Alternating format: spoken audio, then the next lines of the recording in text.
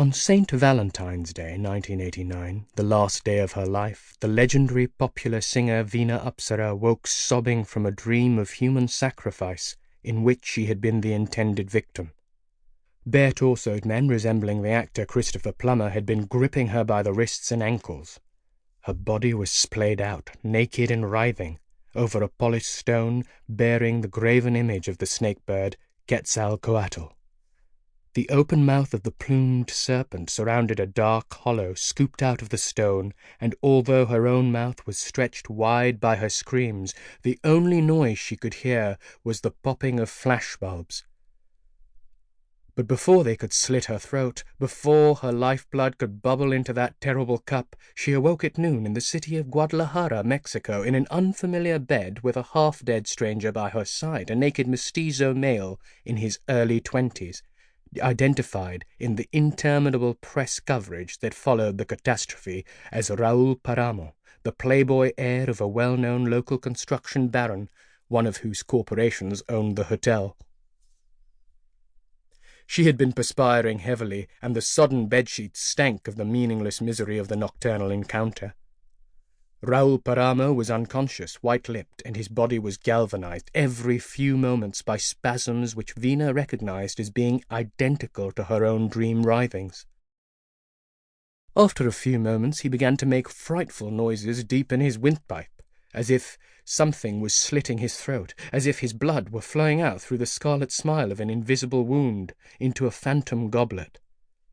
Vina, panicking, leapt from the bed, snatched up her clothes, the leather pants and gold-sequined bustier in which she had made her final exit the night before from the stage of the city's convention centre. Contemptuously, despairingly, she had surrendered herself to this nobody, this boy less than half her age. She had selected him more or less at random from the backstage throng, the lounge lizards, the slick, flower-bearing suitors, the industrial magnates, the aristotrash, the drug underlords, the tequila princes, all with limousines and champagne and cocaine and maybe even diamonds to bestow upon the evening star. The man had begun to introduce himself, to preen and fawn, but she didn't want to know his name or the size of his bank balance. She had picked him like a flower, and now she wanted him between her teeth.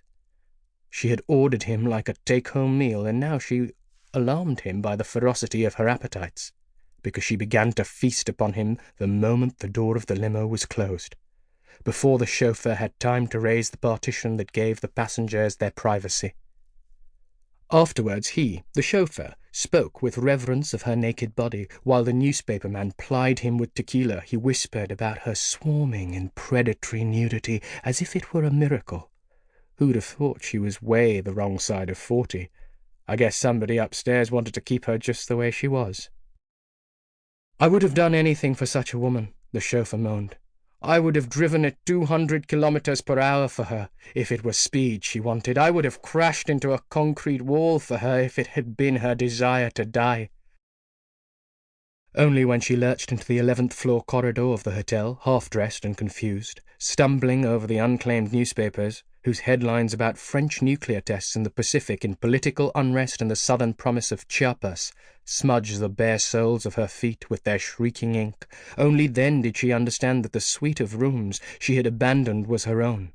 She had slammed the door and didn't have the key, and it was lucky for her in that moment of vulnerability that the person she bumped into was me, Mr. Umid Merchant, photographer, a.k.a. Rai. Her so-to-speak chum ever since the old days in Bombay, and the only shutterbug within 1,001 miles who would not dream of photographing her in such delicious and scandalous disarray, her whole self momentarily out of focus and, worst of all, looking her age, the only image-stealer who would never have stolen from her that frayed and hunted look, that bleary and unarguably bag-eyed helplessness. Her tangled fountain of wiry dyed red hair quivering above her head in a woodpeckerish top knot, her lovely mouth trembling and uncertain, with the tiny fjords of the pitiless years deepening at the edges of her lips, the very archetype of the wild rock goddess halfway down the road to desolation and ruin.